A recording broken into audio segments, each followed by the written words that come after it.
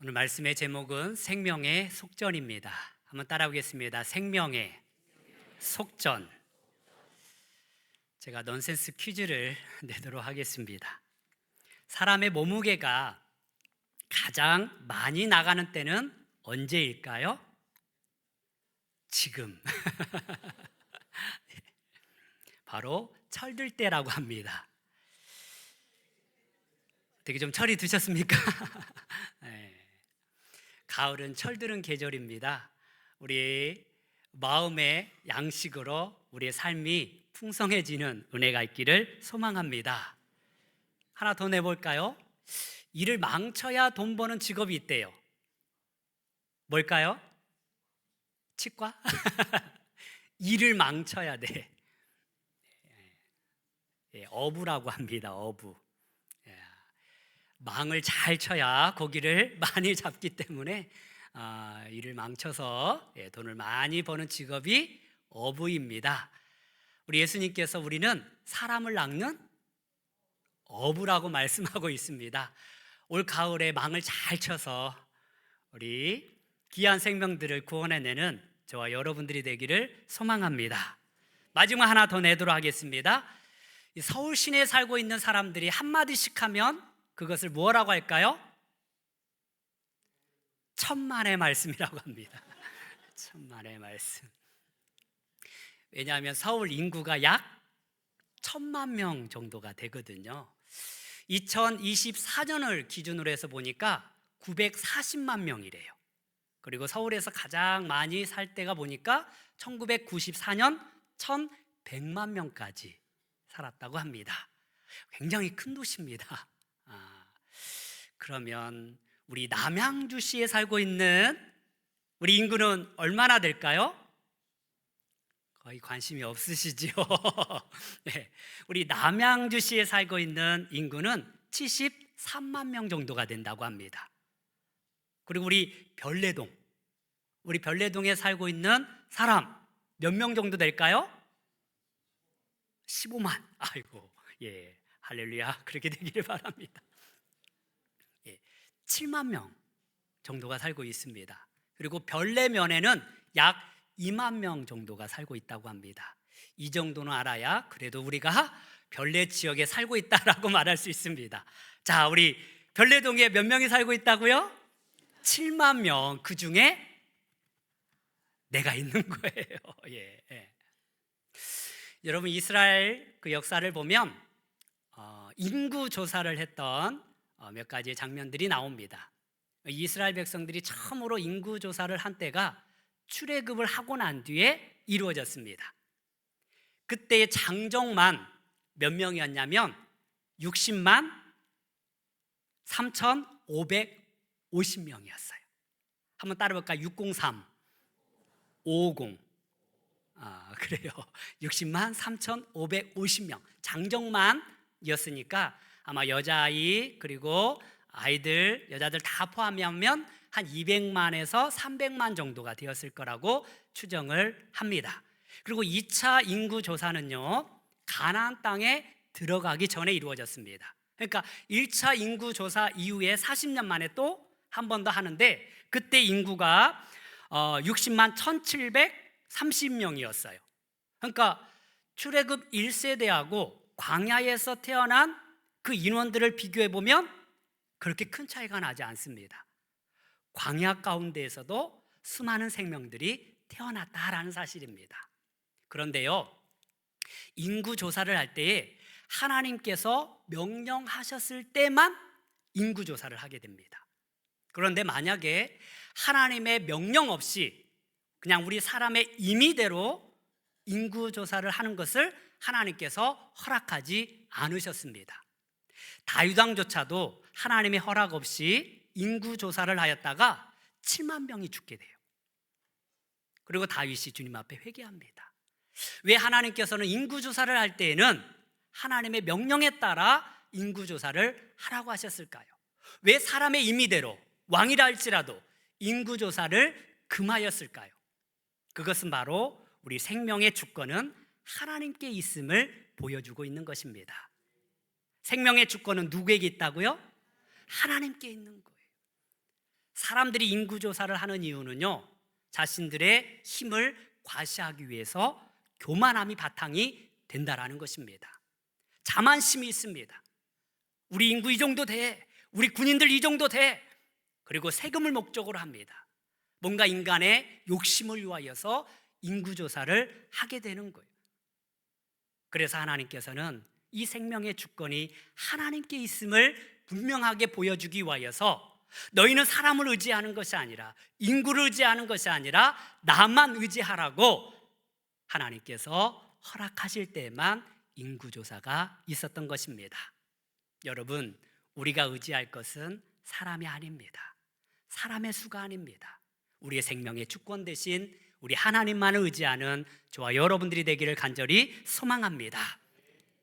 경북 대구 근처에는 지산교회라는 교회가 있습니다. 근데 이 교회에는요, 오부자가 있었다고 합니다. 오부자, 성씨가 오씨가 아니라서 그곳에 신앙생활을 하고 있던 오형제가 있었는데 이 오형제가 다 거부였어요. 부자였다라는 거예요. 그래서 오부자라고 하였다고 합니다. 그런데 이 오부자가 대구로 이사를 가게 된 거예요. 근데 한 형제만 가는 게 아니라 이 오형제가 다 대구로 가게 된 것입니다. 이 교회가 난리 난 거예요. 재직들이 막 걱정한 거예요. 그래가지고 당시 유명했던 대구에 선교사님이 계시는데 이분의 이름이 안두화 선교사님입니다. 외국분이신데요, 계명대학교 2대 학장을 지내신 분이에요. 그래서 재직들이 이분을 찾아갔어요. 그리고 상담을 하게 된 겁니다. 우리 교회가 큰일 났습니다. 지금 이 오부자가 다 이사를 하게 되면 재정에 큰 위기가 닥칠 거라는 거예요. 그러자 이 선교사님이 그 재직들을 두고 이렇게 말합니다. 참 그렇겠습니다. 그런데 그것보다 더 큰 걱정이 있습니다. 그래서 이 재직들이 대체 그게 무엇입니까? 라고 물었어요. 그때 이 선교사님이 이렇게 말합니다. 지상교회 성도들은 하나님을 믿지 않고 오부자를 믿고 있으니 이것이 큰 걱정입니다. 하나님을 믿지 않고 오부자를 믿고 있었다라는 거예요. 그때의 재직들이 부끄러워서 고개를 들지 못했답니다. 그러고 난 뒤에 이 교회 모든 재직들이 한 마음으로 한 뜻으로 교회를 섬겨서 그 오부자가 있을 땐 때보다도 더 큰 부흥을 이룰 수 있었다고 합니다. 여러분, 우리가 의지할 분은, 우리가 믿을 것은 사람이 아닙니다. 우리 하나님만을 믿고 따르는 저와 여러분들이 되기를 소망합니다. 우리 생명의 주권은요, 나라의 주권은요, 사람에게 있는 것이 아니라 하나님께 있습니다. 그것을 보여주기 위하여서, 생명의 주권은 하나님께 있음을 보여주기 위하여서 인구조사는 하나님이 허락하실 때만 이루어졌다라는 사실입니다. 그렇다면 하나님 측면에서 이 인구조사는 어떤 의미를 가지고 있는 것일까요? 주석학자들은 이 인구조사를 이렇게 해석합니다. 하나님께서 이스라엘 사람들을 공동체적 개념에서 인격적인 개념으로 여기기 시작했다라고 말합니다. 이게 무슨 말입니까? 그 전에는 이 이스라엘 백성들 전체로 보게 되었어요. 공동체, 집단으로 보았다라는 거예요. 그런데 인구조사를 통하여서 이제는 개별적인 하나님, 한 사람 한 사람을 부르시고 인도하시는 하나님으로 여기게 되었다라는 사실입니다. 여러분, 이스라엘 한 사람 한 사람을 세는 것은 곧 하나님 나라의 백성들 한 사람 한 사람을 부르는 것과 마찬가지입니다. 우리 예수님께서도 양의 비유를 통하여서 우리에게 이렇게 말씀하셨습니다. 우리 요한복음 10장 3절 말씀을 같이 한번 보도록 하겠습니다. 시작. 문지기는 그를 위하여 문을 열고 양은 그의 음성을 듣나니 그가 자기 양의 이름을 각각 불러 인도하여 내느니라. 아멘. 여러분들은 양을 셀 때 어떻게 셉니까? 한 마리, 두 마리, 세 마리 이렇게 세지 않습니까? 그런데 진정한 목자는요, 한 마리, 두 마리 그렇게 세지 않고 양의 이름을 부른다고 합니다.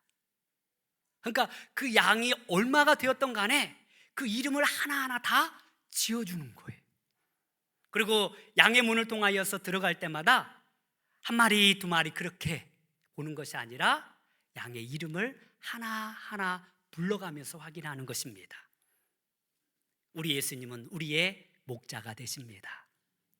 전체 가운데 이제는 한 명이 아니라 우리 한 사람 한 사람의 이름을 부르가며 우리의 모든 생각을 아시고 우리의 삶을 아시는 분이 우리 주님이라는 것입니다.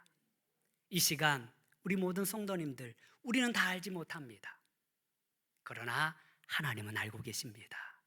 내가 지금 어디에 앉아 있든지, 내가 지금 어느 곳에 있든지 하나님은 한 사람 한 사람 이름을 부르시고 그의 생각을 아시며 그의 눈물을 보고 계십니다. 찬양 가운데 이 찬양이 있잖아요. 내 이름 아시죠. 내 모든 생각도 아바라 부를 때 나를 인도하시죠.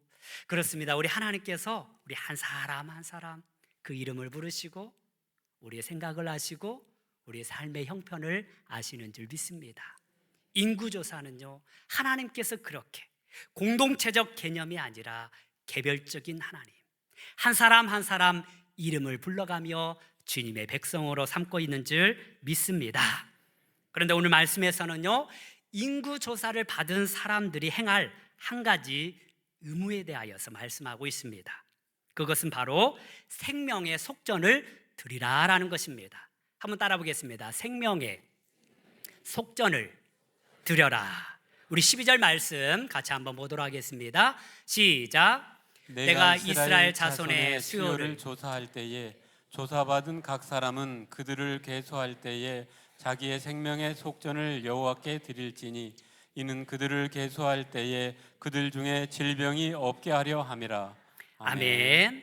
우리가 이 말씀을 이해하려면 생명의 속전이 무엇인지를 알 필요가 있습니다. 생명의 속전이라는 말은요, 히브리어로 코페르 나프쇼라는 말입니다. 한번 따라해 보겠습니다. 코페르 나프쇼. 이 코페르라는 말은요, 속죄하는 값이라는 뜻을 가지고 있고요, 이 나프쇼라는 것은 그의 영혼이라는 뜻을 가지고 있습니다. 즉 그의 영혼을 속죄하는 값이라는 것입니다. 이것이 바로 생명의 속전입니다. 죄를 대신하여 드리는 예물, 이것이 바로 생명의 속전입니다. 우리의 죄 용서함을 받기 위하여 드리는 값입니다. 그런데 성경은 이 생명의 속전을 내야 할 이유에 대하여서 이렇게 말씀합니다. 그들 중에 질병이 없게 하려 함이라. 무엇을 없게 한다고요? 질병을 없게 하려 함이라. 이 질병의 끝은 죽음입니다. 그래서 죽음을 면하기 위하여 드리는 예물이라는 것입니다. 그런데 그러면 우리가 죄 용서함을 받기 위하여서 돈을 드려야 하는가라고 생각할 수 있을 것입니다. 그런데 아닙니다. 이미 이스라엘 백성들은요, 이 출애굽 당시 죽은 목숨이나 같은 것이었습니다. 이 애굽 백성들이 10가지 재앙을 통하여서 죽음을 맞이하였을 때, 특별히 장자 죽음을 통하여서 그 모든 청년들이 죽음을 맞이하였을 때에 하나님은 유월절 피로 그들의 생명을 구원하여 주셨습니다. 그들의 생명을 하나님께서 구원해 주신 거예요. 그래서 이 생명의 속전을 드리라는 것은 너희를 구원하신 그 하나님께, 너희를 대속하신 그 하나님 앞에 예물로 드리라라는 것입니다. 그것을 기억하고 기념하라는 의미로 생명의 속전을 드리라고 말씀하신 것입니다. 그렇습니다. 이 생명의 속전은 우리를 구원하신 하나님께 드리는 예물입니다. 나의 생명의 주인이신 하나님께 드리는 예물입니다. 여러분, 우리는 죄로 말미암아 죽을 수밖에 없는 죄인이었습니다. 로마서 6장 23절에서 죄의 삭은 사망이라고 하였습니다. 그런데 이 죄의 삭은 사망이라 하였는데, 죽을 수밖에 없는 우리였는데, 우리의 죄를 대속하여서 예수 그리스도께서 십자가에 못 박혀 돌아가셨습니다. 우리의 죄를 대신하여 예수님께서 지셨습니다. 대속물로 하나님 앞에 드려진 제물이 예수님이십니다. 그리고 그 예수님으로 말미암아 저와 여러분들은 생명의 구원을 받았습니다. 우리 영혼이 구원받은 거예요. 우리 영혼이 죄사함 받은 것입니다. 따라서 우리는 우리의 속전이 되시는 예수 그리스도로 말미암아 받은 그 은혜에 감사하며 드리는 우리의 삶의 모습이 있어야 함을 보여주고 있는 것입니다. 여러분, 우리가 드리는 이 예물들, 우리가 드리는 헌신들, 그 모든 것은 우리를 구원하신 예수 그리스도의 사랑, 우리를 한 사람 한 사람 부르셔서 축복하시는 하나님께 드리는 귀한 예물인 줄 믿습니다. 생명의 속전을 통하여서 이 이스라엘 백성들을 구원하셨던 것처럼 우리 예수님은 이미 생명의 속전이 되어주셨고 저와 여러분들을 구원하여 주셨습니다. 구원의 감사함으로 하나님 앞에 예배하고 우리의 삶을 드리는 저와 여러분들이 되기를 간절히 소망합니다. 두 번째로 이 생명의 속전은요, 성소의 세겔로 반세겔을 내야 했습니다. 우리 13절 말씀을 같이 보도록 하겠습니다. 시작. 무릇 계수 중에 드는 자마다 성소의 세겔로 반세겔을 낼지니 한 세겔은 20게라라. 그 반세겔을 여호와께 드릴지며. 아멘. 아멘. 자, 하나님 앞에 드리는 이 생명의 속전의 값이 얼마였습니까? 반세겔이었어요. 반세겔. 그런데 오늘 말씀에 이 반세겔을 내는 데 있어서요, 부한 자라고 해서 더 많이 내지 말고 가난한 자라고 해서 덜 내지 말라라고 말씀하고 있습니다. 똑같이 반세겔을 내라고 말씀하고 있습니다. 왜냐하면 이 반세겔 정도는요, 모든 사람이 낼 수 있는 금액이었다라는 것입니다. 많지 않은 금액인 거예요. 이 의미는요, 우리 영혼의 생명의 값은 동일하다라는 의미를 가지고 있습니다. 여러분, 부한 자나 가난한 자나, 병든 자나 건강한 자나, 권력 있는 자나 권력이 없는 자나 모든 생명의 값은 동일한 줄 믿습니다. 하나님 앞에서요, 우리 모든 생명의 값은 동일한 것입니다. 그런데 우리 사람들은 어떻습니까? 생명의 값을 동일하다고 생각할까요? 마음은 그럴지 모르겠지만 현실은 그렇지 않습니다. 일본의 도쿄에서 10명이 죽으면 일본 나라 전체가 놀라워한다고 합니다. 그런데 뉴욕에서 10명이 죽으면 전 세계가 놀란다고 합니다. 그런데 아프리카에서 1000명이 죽으면 관심이 없다고 합니다. 세상에서는요, 생명의 값을 동일하게 여기지 않는다라는 거예요. 보험도 그렇더라고요. 생명보험을 보니까 값이 달라요. 그 사람의 직업에 따라서, 그 얼마를 냈느냐에 따라서, 나이에 따라서 생명의 값이 다르더라고요. 이름 없이 죽어가는 사람들, 고독하게 죽어가는 사람들, 장례식도 그냥 나라에서 이루어지지만 허무한 죽음을 맞이하는 경우도 있습니다. 그러나 재벌집에서 죽으면 어떻습니까? 온 나라가 떠들썩합니다. 우리 인간은요, 생명의 값을 동일하게 여기지 않는다라는 것입니다.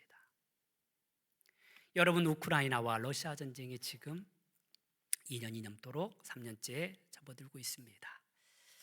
우리 우크라이나의 군인들이 얼마나 죽었을까요? 현재까지 군인들만 7만 명 이상이 죽었습니다. 그리고 러시아는요, 약 4만 명 정도가 죽었습니다. 민간인들도요, 3만 명 이상이 죽었습니다. 부상자까지 합치면요, 약 30만 명 가까이 피해를 보았습니다. 말이 30만 명이지요. 우리 별내동이 7만 명밖에 되지 않습니다. 엄청난 숫자가 다치거나 죽었다라는 사실입니다. 이스라엘과 하마스 전쟁도 마찬가지입니다. 헤즈볼라도 마찬가지입니다. 현재 이스라엘 1200명 죽었고요, 팔레스타인 2만 3천 명이 죽었습니다. 헤즈볼라로 인하여서 이 레바논 땅에 얼마가 죽어나갈지 우리는 모릅니다. 그런데요, 하나님께서 이들의 영혼들을 어떻게 보고 계실까요? 우리는 이러한 전쟁들이 오래도록 지속되다 보니까 생명이 죽어가는 것에 대하여서 무디어졌습니다. 아프리카에서 얼마나 많은 사람들이 죽어가는지 이제 관심을 갖지 않습니다.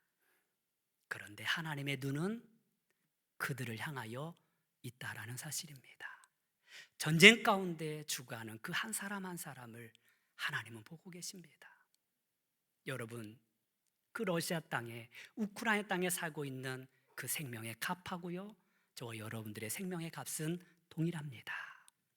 지금 이 지역에 살고 있는 9만 명의 영혼들, 하나님을 알지 못하는 자들, 그 영혼의 값도 우리 영혼의 값과 같습니다. 모두가 하나님 앞에서 구원받아야 할 하나님의 백성들인 줄 믿습니다. 더 나은 생명의 값은 없습니다. 우리 예수님이 십자가에서 죽으신 것은 저와 여러분들뿐만 아니라 그 열방을 위하여서도, 우리 예수님은 십자가에서 못 박혀 돌아가셨습니다. 따라서 우리는요, 그 생명들을 위하여서 기도해야 합니다. 모든 영혼들이 하나님 안에서 구원받을 수 있도록 기도해야 합니다. 우리의 생명의 속전이 되시는 우리 예수 그리스도를 전해 주어야 합니다. 그 영혼을 살리는 것이 우리 신앙 생활의 이유인 것이고, 하나님 앞에서 감당해야 할 거룩한 사명인 줄 믿습니다. 그런데 오늘 말씀 가운데 생명의 속전으로 반세겔을 내는데요, 그 기준이 무엇입니까? 성소의 세겔입니다. 당시 이 세겔이라는 것은요, 은과 금을 재는 단위였습니다. 그런데 그 당시 이 기준이 세 가지가 있었습니다. 성소의 세겔과 왕실 세겔, 일반 세겔입니다. 기준이 달랐다라는 거예요. 가장 값이 나가는 세겔이 왕실 세겔입니다. 이 왕실 세겔은요, 일반 세겔의 2배 정도 무게를 가져야만이 한 세겔이 될 수 있었습니다. 그런데 성소의 세겔은요, 일반 세겔보다 더 가벼웠습니다. 즉, 성소에서 드려지는 예물, 성전에서 드려지는 예물들은요, 일반 세겔보다 낮춤으로 말미암아 모든 이가 하나님 앞에 부담 없이 들 수 있도록 하였다라는 것입니다. 여러분, 우리가 주님을 섬김에 있어서 많이 가지고 있다고 해서 하나님을 잘 섬기는 것이 아닙니다. 적게 가지고 있다고 해서 못 섬기는 것도 아닙니다. 하나님을 섬기는 방법은 여러 가지가 있는 거예요. 기도로 섬기는 그 모습, 하나님께서 너무나 귀하게 여기시는 줄 믿습니다. 몸으로 섬기는 그 섬김 또한 하나님께서 기쁘게 여기십니다. 물질로 섬기는 것 또한 하나님께서 너무나 축복하십니다. 누구한테 비교하는 것이 아니라, 오늘 장로님 기도하셨던 것처럼 다른 사람들과 비교함으로 주님 앞에 드리는 것이 아니라 누구나 드릴 수 있는 최선의 것으로 하나님 앞에 드리는 삶이라는 것입니다. 몸이 건강하면 건강하게 하나님을 섬기는 것이고요, 몸이 불편하면 불편함대로 하나님을 섬기는 것입니다. 그 섬김에는 모두가 동일하게 주님의 축복을 받는 통로가 되는 줄 믿습니다. 여러분, 몸이 안 되면 기도라도 섬겨야 합니다. 물질이 안 되면요, 몸으로라도 섬겨야 하는 것입니다. 몸이 안 되면 물질로라도 섬기는 거예요. 이 모든 것이 하나님의 나라와 주의 복음을 위하여서 사용되어지기 때문에 그러합니다. 여러분, 우리 예수님은요, 성전의 세겔, 그로서 생명의 속전이 되어주셔서 우리의 구원을 위하여서 완전하게 이루셨습니다. 그 성전은 거룩한 곳입니다. 거룩한 우리 예수 그리스도를 통하여서 구원받은 저와 여러분들 또한 이 교회를 그렇게 섬길 수 있는 축복의 은혜가 있기를 소망합니다. 가난한 자도 주 안에서 용서함 받는 것입니다. 부한 자도 죄 용서함이 있는 것입니다. 전쟁의 가해자나 피해자도 예수님께 나오면 모두가 구원을 받을 수 있습니다. 이 놀라운 역사가 모든 열방 가운데 일어나기를 간절히 소망합니다. 마지막으로 이 생명의 속전은요, 성막 봉사를 위하여서 쓰여졌습니다. 우리 16절 말씀 같이 한번 보도록 하겠습니다. 시작. 너는 이스라엘 자손에게서 속전을 취하여 회막 봉사에 쓰라. 이것이 여호와 앞에서 이스라엘 자손의 기념이 되어서 너희의 생명을 대속하리라. 아멘. 그 모든 사람들이 주님 앞에 드리는 그 생명의 속전을 통하여서 성막을 섬기고 성전을 섬기고 하나님의 일을 감당하였다라는 것입니다. 그래서 이 생명의 속전이요, 우리 예수님 시대, 신약 시대로 되면서 성전세가 됩니다. 그래서 모든 하나님의 백성들은 1년에 한 차례 성전세를 내게 되는데요, 반세계를 내었습니다. 그런데 중요한 것은 우리 예수님도 이 성전세를 내었다라는 사실입니다. 우리 예수님께서 베드로와 함께 이제 그 성전 주변을 거닐고 있는데 베드로에게 이 성전세를 걷는 사람이 이렇게 묻습니다. 우리 마태복음 17장 24절 말씀 같이 보겠습니다. 시작. 가버나움에 이르니 반세계를 받은 자들이 베드로에게 나와 이르되 너의 선생은 반세계를 내지 아니하느냐. 아멘. 이 베드로를 향하여서 너희 선생 예수는 왜 반세기를 내지 않느냐라고 묻는 거예요. 왜 성전세를 내지 않느냐라고 묻는 것입니다. 우리 예수님은 성전세를 내야 할까요? 내지 말아야 할까요? 예수님 말씀하십니다. 나는 낼 필요가 없다라는 거예요. 왜냐하면 성전의 주인은 누구입니까? 예수님이시기 때문에 그래요. 하나님의 아들이, 성전의 주인이 성전세를 내는 것을 보았느냐? 그럼에도 불구하고 너는 가서 물고기를 잡아다가 그 잎에서 한 세겔을 얻어서 나와 너를 위하여서 성전세를 내라라고 말씀하고 있습니다. 우리 마태복음 17장 27절 말씀 계속해서 보도록 하겠습니다. 시작. 그러나 우리가 그들이 실족하지 않게 하기 위하여 내가 바다에 가서 낚시를 던져 먼저 오르는 고기를 가져 입을 열면 돈 한 세겔을 얻을 것이니 가져다가 나와 너를 위하여 주라 하시니라. 아멘. 예수님은요, 성전세를 낼 필요가 없었지만 그 사람들이 실족하지 않기 위하여서, 본을 보여주기 위하여서 성전세를 내라라고 말씀하고 있습니다. 그런데 어떤 방법입니까? 이 베드로가 낚시를 해가지고 물고기를 잡았는데요, 그 물고기 입속에서 한 세겔이 나오는 거예요. 아마 이 물고기가 이 물에 떨어져 있는 그 한 세겔을 집어 삼킨 것 같아요. 그것을 잡은 것입니다. 그리고 성전세를 낸 거예요. 여러분, 우리 예수님께서 왜 성전세를 내었겠습니까?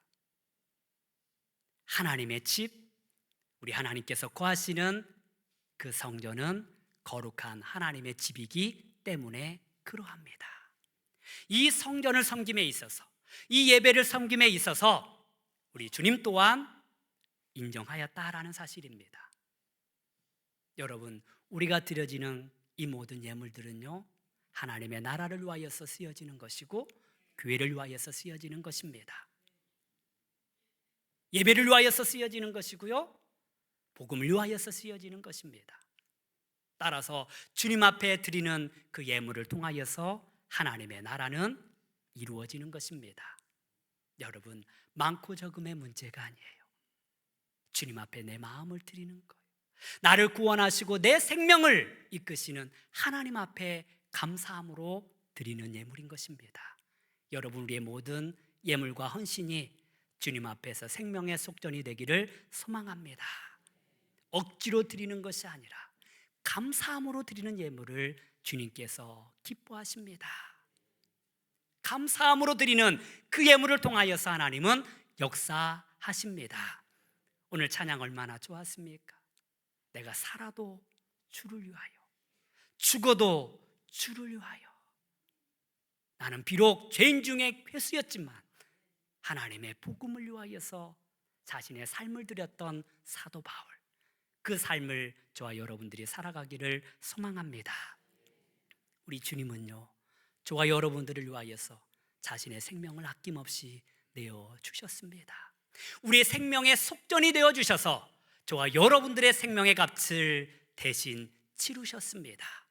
그리고 주님께서 몸된 교회를 세우셨습니다. 이제 그 예수님께서 우리를 사랑하시는 그 사랑을 우리 가슴에 새기고 나를 구원하신 그 놀라운 은총에 감사함으로 우리의 삶을 드리는 축복이 있기를 소망합니다. 여러분, 이 지역에 죽어가는 영혼들을 위하여서, 하나님께서 찾으시는 그 한 사람 한 사람들을 위하여서 기도하고 그들에게 주의 복음을 증거하는 거룩한 삶이 되기를 소망합니다. 이 지역뿐만 아니라 이 나라의 민족을 위해서 우리는 기도해야 합니다. 여러분, 우리나라 인구가요, 현재 5,170만 정도가 된다고 합니다. 5천만 명. 이 영혼을 주님께서 사랑하십니다. 우리는 이 민족의 구원을 위하여서, 그리고 지금도 전쟁 가운데 죽어가는 수많은 나라들, 우크라이나, 러시아, 이스라엘, 레바논, 팔레스타인, 이란 할 것 없이 모든 열방이 주님 앞에 회개하고 돌이킴으로 말미암아 주 안에 구원에 이를 때까지 저와 여러분들이 끊임없이 기도하고 영혼에 관심을 갖고 그들을 구원해내는 거룩한 사명을 감당하는 저와 여러분들이 되기를 주님의 이름으로 축원합니다. 기도하겠습니다. 하나님 아버지,